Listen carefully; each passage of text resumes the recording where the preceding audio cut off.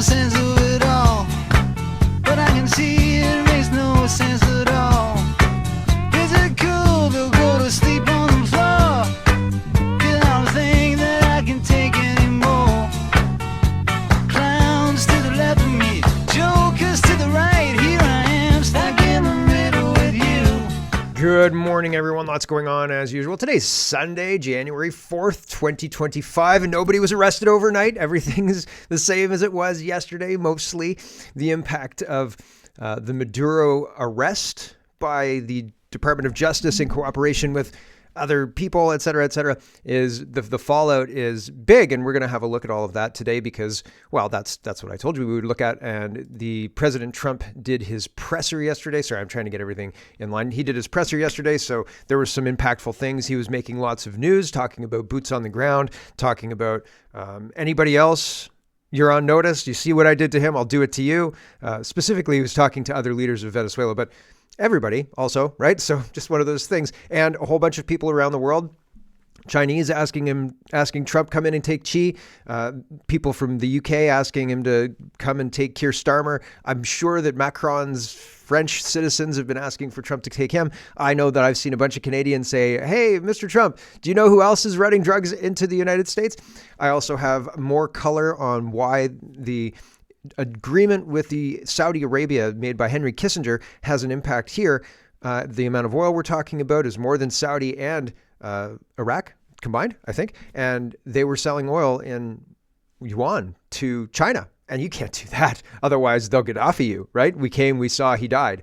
And so it's one of those things. There's more to this. All these people are giving very, very small narrow takes on this, like, oh, Trump's doing this. He's a dictator. He's invading another country for oil, just like Iraq, or he's doing this, blah, blah, blah, blah, blah. And I think it's broader than that. I think he's trying to protect the US dollar hedge money, and Venezuela selling oil in yuan to China right into BRICS would accelerate that at an exponential, accelerate their loss of US dollar dominance as the reserve currency very, very quickly, maybe even like so fast that Trump himself might have to deal with it. And so this is his way of dealing with it. So some people. So there's lots and lots of stuff to talk about with regards to Venezuela.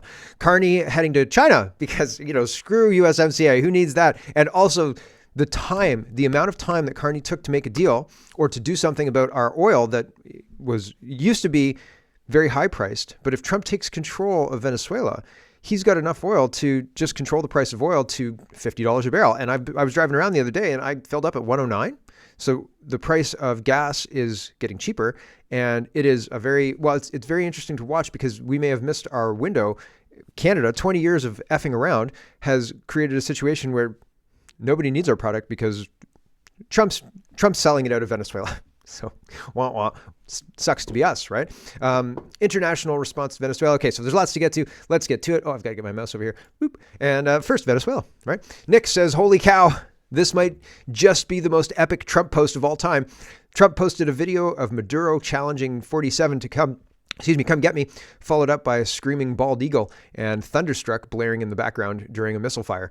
Trump said, challenge accepted. So here's a real video posted on Truth Social. There's a different video posted on the White House channel. And so that's interesting. But this is real.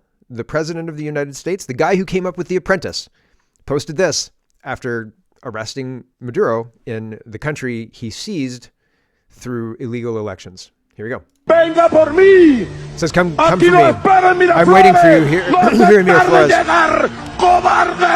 Don't take too long to arrive, coward. Things to say. God bless our troops. God bless America. And gentlemen, start your engine.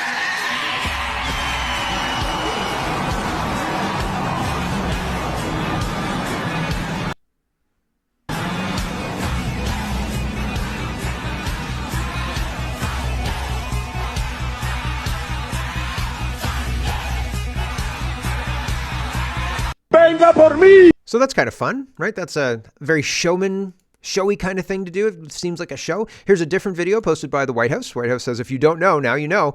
Here is the same Maduro clip, but different other clips after that. It's a different feel on this video. Venga por mí. He says, come for me. Come get me.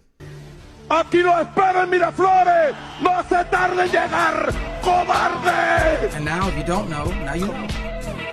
Sicker than your average. Papa twist cabbage on instinct. Niggas don't think shit stink. Pink gators. My Detroit players. There you go, White House branding, right? So Trump is just saying, hey, we're going to do what we're going to do, and you don't have any kind of leverage to stop us. There you go. Concerned Citizen is sharing this Venezuelan. She says, I am Trump's #1 hater. I'm also Venezuelan. We've been waiting for this for 25 years. Let me tell you that every single Venezuelan woman that isn't working directly for the communist dictatorship government is stoked. We are happy. Wow, even TDS sufferers who know what Venezuela is like are absolutely ecstatic at America and Trump's actions. So there you go. That's interesting there. Inevitable West says every left-wing Westerner should see this video before commenting on Venezuela. Yeah, absolute truth. There's a lot of videos out there of Venezuela and Venezuelans being very excited about what's going on. They're celebrating. Here's another one. I'm killing tabs because my computer's acting very strange. I maybe should have restarted it before today's video, but everything seems to be looking okay. Dr. Malouf says people across Venezuela are celebrating that communist narco dictator Maduro has been captured by America and they are finally free. Don't let anyone tell you Trump didn't do the right thing. There's more to this than whether Trump did the right thing or whether Trump's use of the military was legal or any of that. There is more to this that goes back to the global cabal of people who are running Western governments, possibly at the behest of China. And the reason I say that is because Canada has a problem where CSIS has been warning us for decades that Canada has been infiltrated by China. And we had CSIS recently say, just after the 2019 or 2021 election, that 10 MPs were elected due to foreign interference, China's foreign interference, and that's gone ignored. Somebody said, Klaus Schwab says, we've penetrated the cabinets of Justin Trudeau. Specifically, on tape, he said this. And a question was asked in the House of Commons that got shut down. So realistically, do I think that communist China, the CCP, has influence in the global cabal that's running the West? Yeah, there's a lot of things talking about the Chinese want to open an embassy in London. Keir Starmer is thinking about letting them, but there's a big controversy. So Keir Starmer has the same stink of Chinese interference around him that Mark Carney does, and Justin Trudeau too, with McKinsey. And there's McKinsey's, there was a main player in McKinsey who is an ambassador to China, and there's all sorts of indications that we are absolutely compromised by this. And so China having access to Venezuela does regime change. They run the regime change election stuff, the software, the hardware, they run it. They QB it. And there were indications in 2020, Rudy Giuliani, and I don't have Rudy Giuliani today, but the female lawyer, and I can't remember her name, but I'll get there when we're there, is talking about the ballots from China, the fake ballots from being shipped from China. So there's a lot of indications that going after Venezuela is actually targeting the deep state, which is why I say there's more layers to this. And there's even more layers than just that. Like there are way more layers to this than just this one narrow take. So it's eye-opening. It's jaw-dropping what's going on. And I think that it's happening at a fast clip. And I think it's happening so fast that we're going to see some shit. Like, I honestly think 2026 is going to be head spinning. I think it's going to be absolutely wild. I had 89 tabs. I had to cut them down. I was like, 89 tabs, 89. So that's not usual. I usually have 40. I had 89 yesterday. So it's crazy.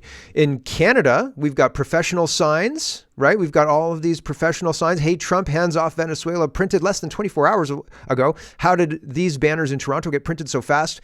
Kevin says professional banners printed for narco-terrorist Maduro, late Hezbollah terrorist Nasrallah, Hamas, and Free Palestine rallies. These aren't cheap. Who's paying for them, and what are they trying to achieve by marching in Toronto? They're trying to destabilize our society and keep China's grip on our society or CCP's grip on our society as much as they can. And who knows? Is that just the global cabal? Does it end at the CCP? I don't think so. I don't think so. I think if the CCP is the power behind is the real power behind the shadows with the global cabal, there's still a layer of protection. That CCP structure is a layer of protection to the real people who are in charge, who are a step back. I feel that that's true, and no amount of convincing is going to change my mind on that.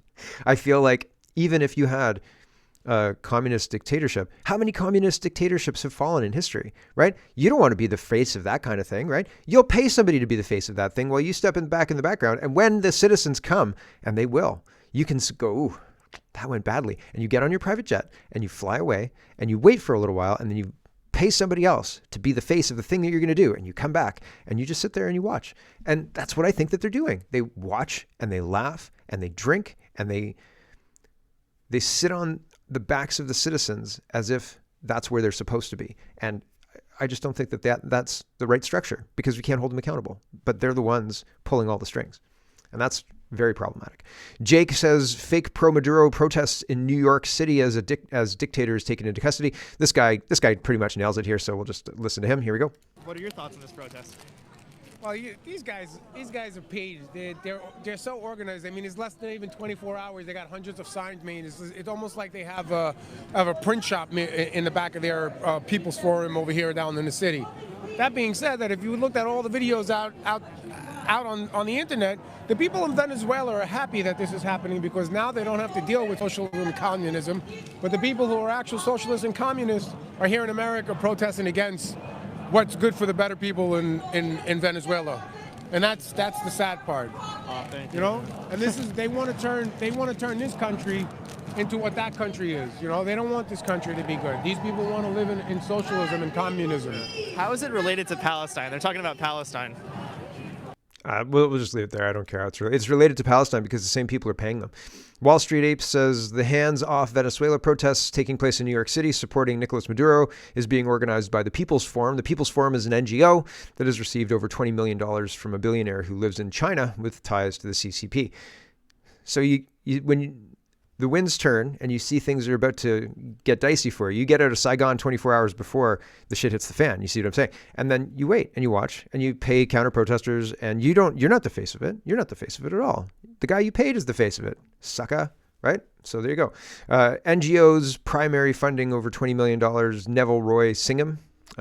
Singham's residence is in Shanghai. His business ties are to the CCP.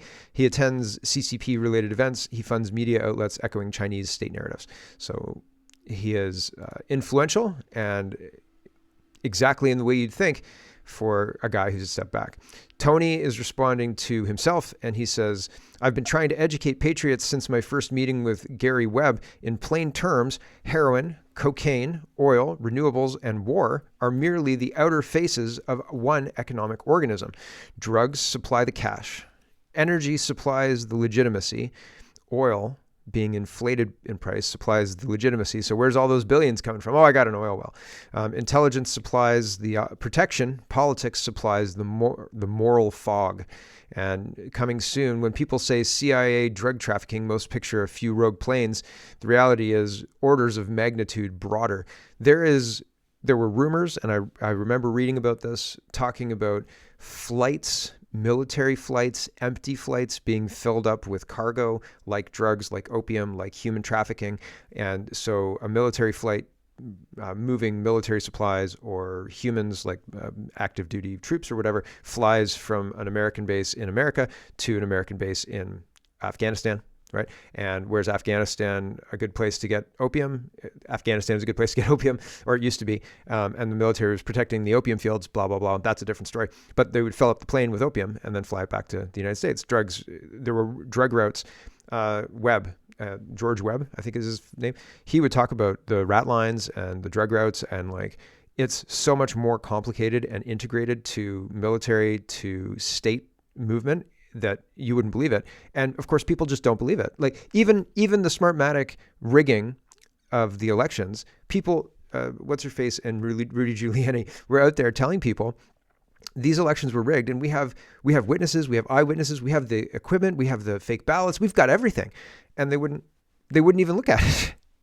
Oh, you guys are crazy, right? So these things are very, very well integrated into government, very, very well integrated. People are paid off. And if they're not paid off, they're sidelined. Andy No says, did you know that the Maduro regime hosts international Antifa conferences in Venezuela where American and other Western leftists are invited as guests? Maduro himself was the featured keynote at the last Antifa conference in January 2025. So, wow, last year, eh? How things change. How things can change in a year. My gosh, maybe next year I'll have a ranch in Alberta. That'd be fun. I'd love to have some good ranch names. My friend was a judge in Venezuela, says Martin. When Maduro got in power, he had his men line up and shoot all her lawyer, judge friends, and colleagues who were thought to be Chavists. They were forced to kneel down and they were shot.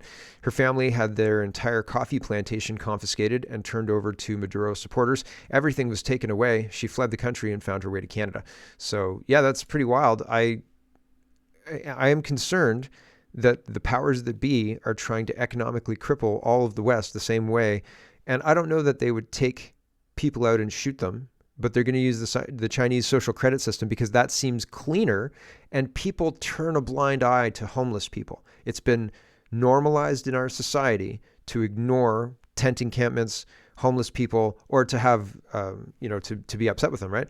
And so if you are put in a situation because your social credit denies you food, the incentive for people to help you is nil. And the humanity that they may feel, the empathy that they may feel is, again, engineered to be next to nil, right? And so there'll be government campaigns like, oh, if you see somebody sleeping outside, call the police on them and stuff.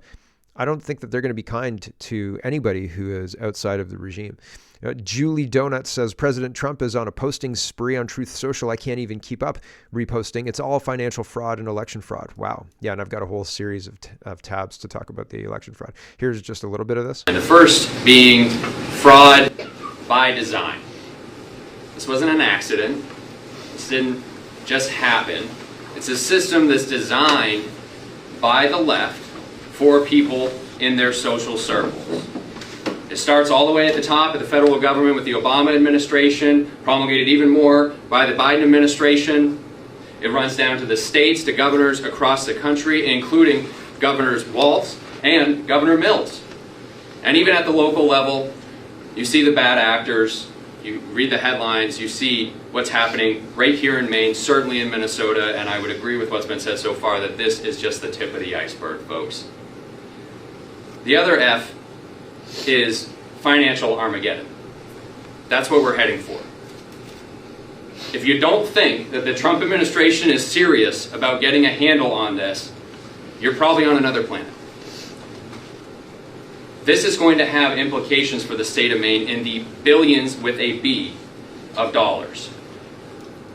This will spell financial Armageddon for our state. We have got to get a handle on this problem.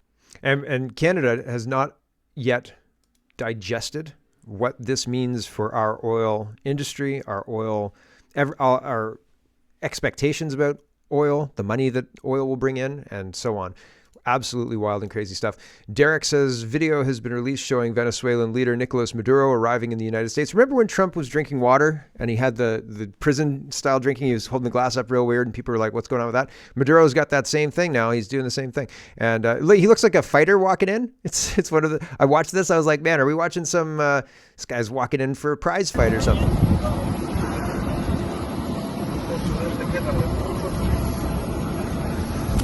So there you go. He's being walked in. His wife is not with him. So his wife is somewhere else, and they're not making a show of his wife being walked in, just him.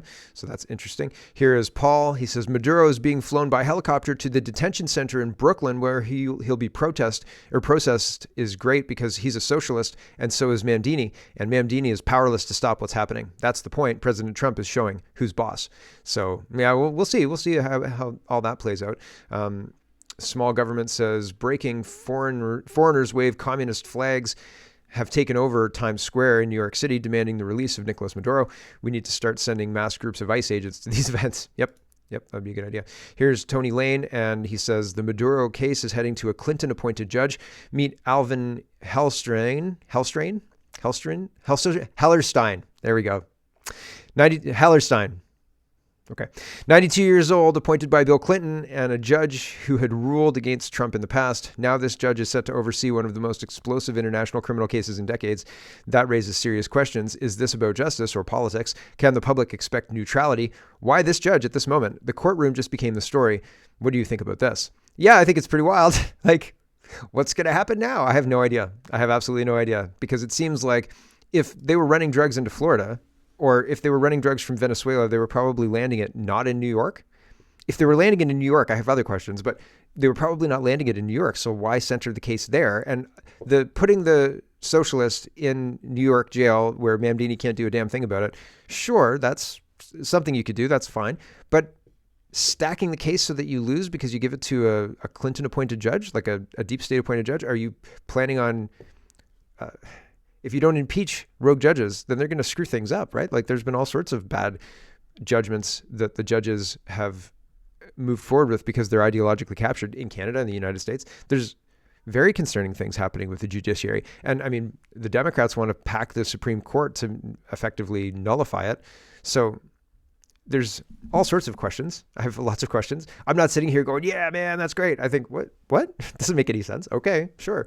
Erica says the Democrats are triggered over the capture of Maduro, but the Venezuelans are rejoicing and celebrating in the streets. I love what she's suggesting POTUS do next. And she's asking for POTUS to come and arrest other people, I believe.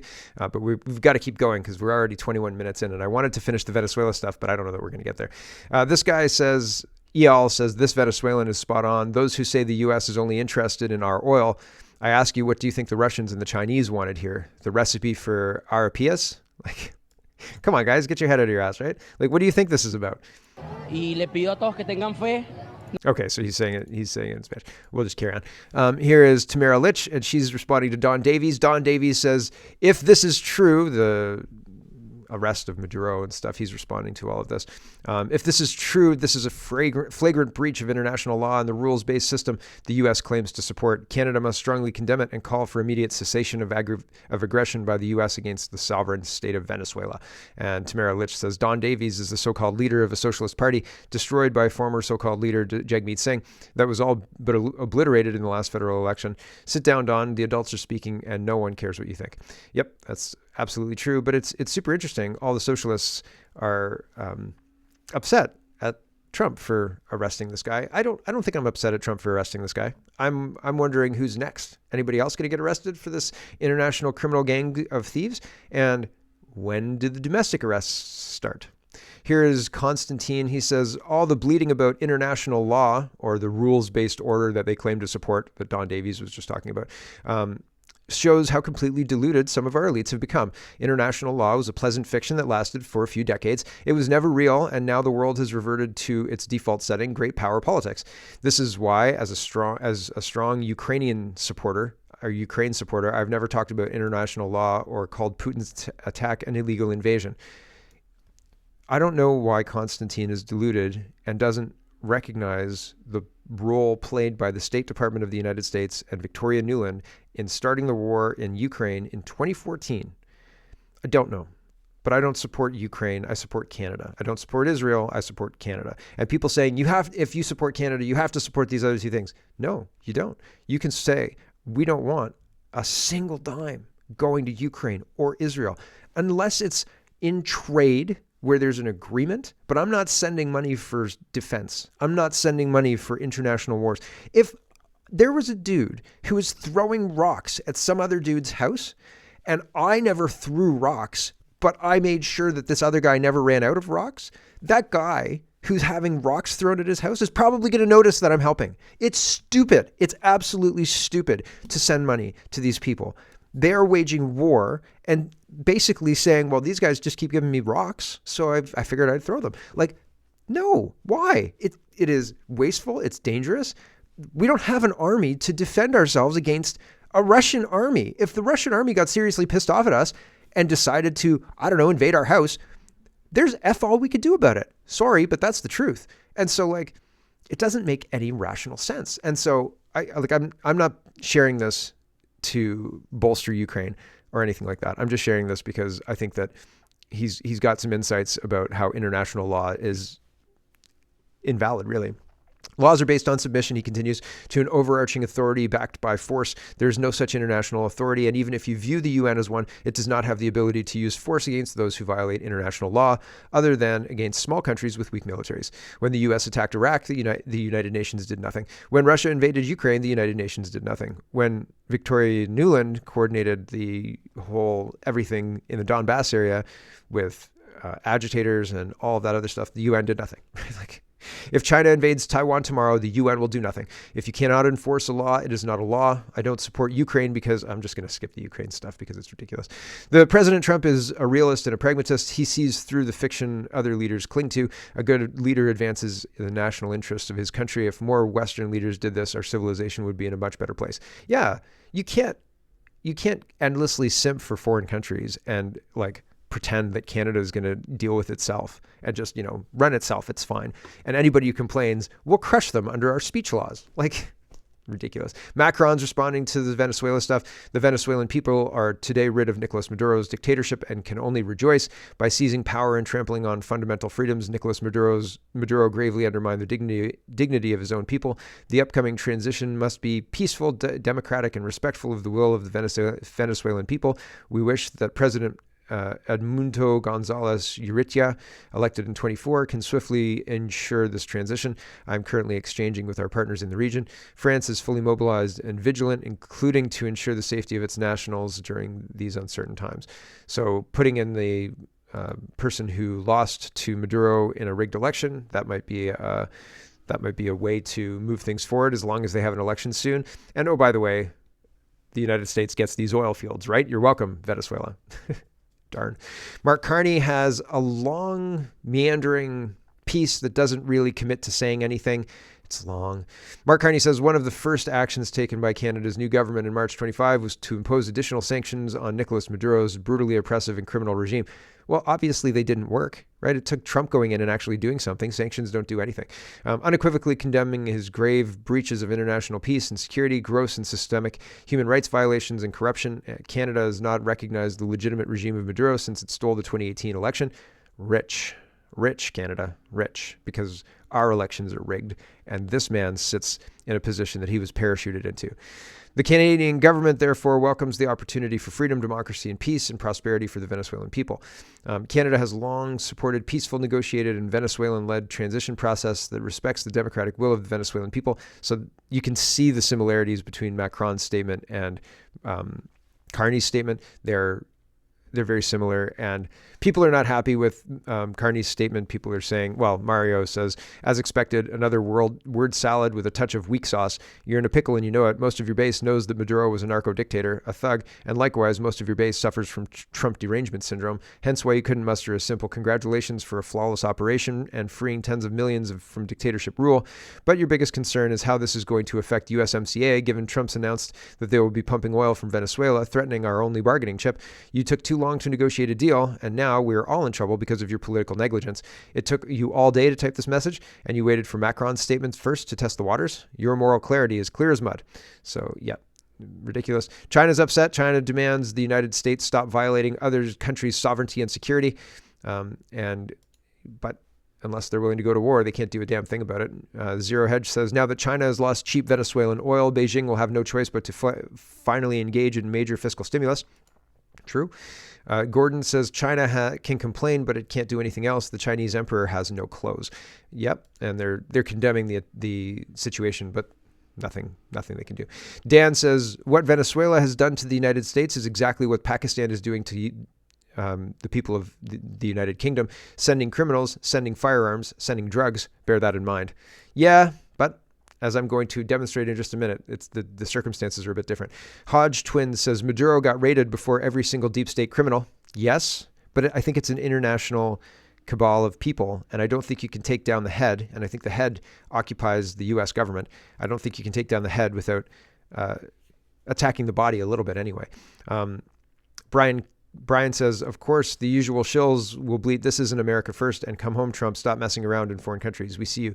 Joe says, absolute truth. If you don't bring down the cabal and their puppets worldwide, then you won't end the corruption in this country either. So you need to take down the whole apparatus, or it's going to come back. Ricardo says the real reason the U.S. is invading Venezuela goes back to a deal Henry Kissinger made with Saudi Arabia in 1974. I'm going to explain why this is actually about survival of the U.S. dollar itself. Not drugs, not terrorism, not, quote, democracy. This is about the petrodollar system that has kept America the dominant economic power for 50 years, and Venezuela just threatened to end it. Here's what really just happened. Venezuela has $303 billion barrels of proven oil reserves, the largest on earth, more than Saudi Arabia, 20% of the entire world's oil. But here's the part that matters. Venezuela was actively selling that oil in Chinese yuan, not dollars. In 2018, Venezuela announced it would free itself from the dollar. They started accepting yuan, euros, rubles, anything but dollars for oil. They were petitioning to join BRICS. They were building direct payment channels with China that bypassed SWIFT entirely. And they were sitting on enough oil to fund de-dollarization for decades. Why does this matter? Because the entire American financial system is built on one thing, the petrodollar. In 1974, Henry Kissinger made a deal with Saudi Arabia. All oil sold globally must be priced in US dollars. In exchange, America provides military protection. This single agreement created an artificial demand for dollars worldwide. Every country on earth needs to buy dollars to buy oil. This lets America print unlimited money while other countries work for it. It funds the military, the welfare state, the deficit spending. The petrodollar is more important to U.S. hegemony than aircraft carriers. And there's a pattern of what happens to leaders who challenge it. In 2000, Saddam Hussein announces Iraq will sell oil in euros instead of dollars. 2003, invaded, regime changed. Iraq's oil immediately switched back to US dollars. Saddam lynched. The WMDs were never found because they never existed, and that was broadly acknowledged. 2009, Gaddafi proposes a gold-backed African currency called the gold dinar for oil trade. Hillary Clinton's own leaked email confirms this was the primary reason for intervention. Email, quote, this gold was intended to establish a pan-African currency based on the Libyan gold dinar. 2011, NATO bombs Libya. Gaddafi sodomized and murdered. Libya now has open slave markets. We came, we saw, he died, Clinton laughed on camera. The gold dinar died with him. And now Maduro, with 5 times more oil than Saddam and Gaddafi combined, actively selling in yuan, building payment systems outside the dollar, petitioning to join BRICS, partnered with China, Russia, and Iran. The 3 countries leading global de-dollarization, this isn't a coincidence, challenge the petrodollar, get regime changed every single time. Stephen Miller, U.S. Homeland Security Advisor, said it out loud 2 weeks ago. America's sweat, ingenuity, and toil created the oil industry in Venezuela. Its tyrannical expropriation was the largest recorded theft of American wealth and property. He's not hiding it. They're claiming Venezuela oil belongs to America because U.S. companies developed it 100 years ago. By this logic, every nationalized resource in history was theft. I don't know why that logic, I don't know why he thinks that, but here's the deeper problem. The petrodollar is already dying. Russia sells oil in rubles and yuan since Ukraine. Saudi Arabia openly discussing yuan settlements. They won't. Iran has been trading in non-dollar currency for years. China built CIPS and their own alternative to SWIFT with 4,800 banks in 185 countries. BRICS is actively building payment systems that bypass the dollar entirely. The M-Bridge project lets central banks settle trades instantly in local currencies. Venezuela joining BRICS with $303 billion barrels of oil would accelerate this exponentially. That's what this invasion is really about. Not stopping drugs. Venezuela accounts for less than 1% of U.S. cocaine. Not terrorism. There's zero evidence Maduro runs a terror organization. Well, the narco-terrorist label is for the gang, the something del Sols. I can't remember the whole thing, sorry. But the gang he's supposed to be the head of, and they have to prove that in court. So, not democracy. The U.S. supports Saudi Arabia, which has 0 elections. This is about maintaining a 50-year-old agreement that lets America print money while the world works for it, and the consequences are terrifying. Russia, China, and Iran are already denouncing this as armed aggression. China is Venezuela's biggest oil customer. They're losing billions. BRICS nations are watching a country get invaded for trading outside